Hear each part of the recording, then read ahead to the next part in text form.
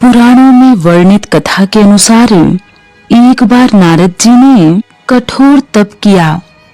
तब इंद्रदेव को लगा कि नारद जी उनका सिंहासन हासिल करने के लिए ही तप कर रहे हैं। सिंहासन की नींव बहुत ही हल्की होती है, वह सदा ही भयभीत रहती है।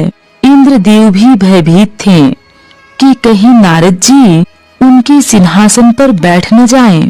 इंद्रदेव ने नारद जी की तपस्या भंग करने की सोची और सहारा लिया कामदेव का। कामदेव तो इस कार्य में निपुण है, वह कई अवसरों पर यह काम सभी के लिए कर चुके थे। इंद्रदेव ने कामदेव से कहा कि महर्षि नारद कठोर तप कर रहे हैं, लगता है उनका इरादा मेरी सत्ता प्राप्त करना है। तुम वहां जाओ और उनकी तपस्या भंग कर दो। तब कामदेव अपनी लीला उपक्रम दिखाते हुए वहां पहुँचे। कामदेव ने वहां एक मोहक उपवन का निर्माण किया। अप्सराएं नृत्य करने लगी। कामदेव ने हर जतन किया, लेकिन महर्षि नारद तपस्या लीन ही रहे। हार कर कामदेव वापस चले गए। कामदेव ने इंद्रदेव से कहा कि नारद जी ने मुझे हरा दिया। मैं अब तक कभी भी पराजित नहीं हुआ हूँ, लेकिन नारद जी की तपस्या को भंग नहीं कर सका। उधर नारद जी तपस्या पूर्ण करके उठे। गर्व से सीना चौड़ा करते हुए अहंकार उनके मुख पर छा गया। जिसको कोई नहीं हरा सका, मैंने उस कामदेव को हरा दिया। कामदेव मेरा कुछ नहीं बिगाड़ सका। लेकिन उनको क्या पता था कि यह उनका नहीं, बल्कि उस धरती का कमाल था जहां भगवान शंकर ने कामदेव को शिकस्त दी थी। कामदेव को हराकर नारद जी फूले नहीं समाये। वह दौड़े दौड़े भगवान शंकर के पास गए और पूरा वृतांत कह सुनाया। भगवान शंकर मंद मंद मुस्कुराए, फिर बोले, प्रिय नारद, तुमने जो यह कमाल किया है वह किसी अन्य से मत कहना, विष्णु जी से तो कदापि नहीं। तब नारद जी ने मन ही मन विचार किया, लगता है भोले बाबा को मुझसे जलन हो गई है। मैंने कामदेव को हरा दिया। जब घमंड होता है तो यही होता है, बुद्धि और विवेक के द्वार बंद हो जाते हैं। एक नगर में सूरसेन नाम का एक राजा था। उसका राज्य बहुत बड़ा था। उसकी प्रजा अत्यंत सुखपूर्वक रह रही थी।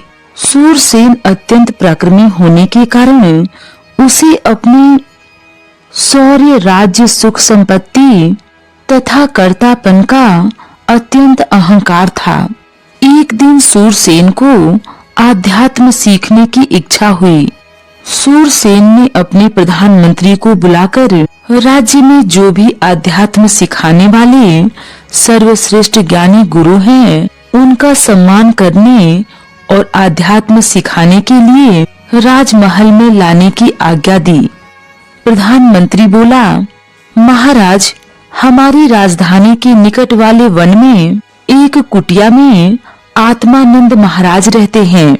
वे बहुत बड़े ज्ञानी हैं, परंतु वे राजमहल में आएंगे ऐसा नहीं लगता।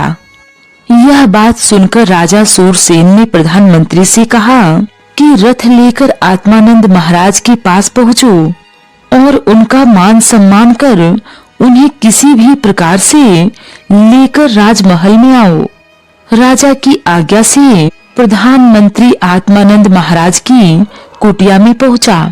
उन्हें प्रणाम कर प्रधानमंत्री ने राजा सूरसेन का संदेश आत्मानंद महाराज को बताया।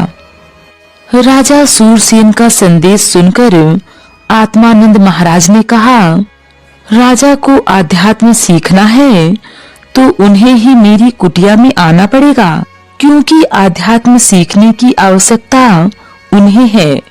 उसके लिए मुझे राजमहल आने की आवश्यकता नहीं है। यदि राजा को आध्यात्म का ज्ञान पाने की इतनी तड़प है तो उन्हें मेरी कुटिया में आना होगा। प्रधानमंत्री ने आत्मानंद महाराज का संदेश राजा सूरसेन को बताया। यह सुनकर राजा सूरसेन आध्यात्म सीखने के लिए आत्मानंद महाराज की कुटिया में जाने के लिए तैयार हो गए।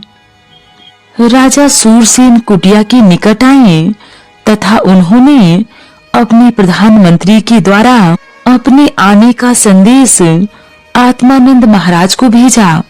राजा को लगा कि आत्मानंद महाराज उसका स्वागत करेंगे, परंतु ऐसा नहीं हुआ। आत्मानंद महाराज ने प्रधानमंत्री से कहा कि राजा को मेरे कक्ष में लेकर आओ। आत्मानंद महाराज कुटिया के जिस कक्ष में बैठे थे, उस कुटिया का द्वार केवल 4 फुट ऊंचा था। इस कारण राजा सूरसेन और प्रधानमंत्री को उस द्वार से झुककर आना पड़ा। उनके कक्ष के अंदर आने पर आत्मानंद महाराज ने अपने स्थान से उठकर उन दोनों का स्वागत किया।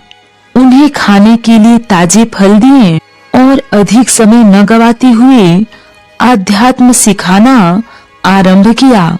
अध्यात्म की अनेक पहलू जानकर राजा सूरसेन अत्यंत प्रसन्न हुए। आत्मानंद महाराज की कुटिया से जाते समय राजा ने आत्मानंद महाराज से नम्रता से पूछा, महाराज, मैं तो अपने राजपाट में व्यस्त रहता हूँ। मेरे मन में आपके प्रति अत्यंत आदर है। आपके महल में आने जाने की पूरी व्यवस्था सम्मान से करने के लिए मैंने प्रधानमंत्री को सूचित किया था, परंतु आपने वह न मानकर मुझे ही यहाँ क्यों बुलाया? इसका कृपया उत्तर दें।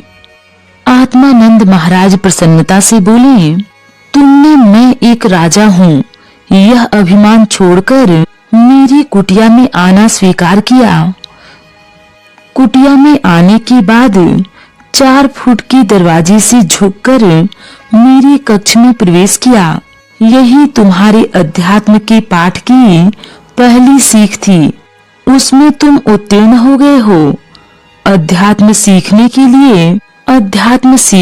लिए तुम अपने अहंकार को त्याग सकते हो अथवा नहीं, यह मुझे जांचना था।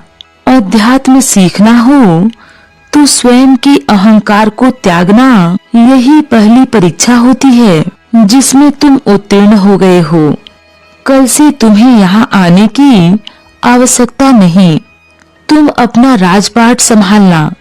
तुम्हारे समय के अनुसार मैं ही अध्यात्म सिखाने राजमहल आ जाऊंगा। आत्मानंद महाराज की यह बात सुनकर राजा सूरसेन के ध्यान में आया कि अहंकार न हो तो ही अध्यात्म का सर्वश्रेष्ठ ज्ञान मिल सकता है। राजा ने आत्मानंद महाराज को नम्रता पूर्वक प्रणाम किया और प्रधानमंत्री के साथ अपने राजमहल लौट गया।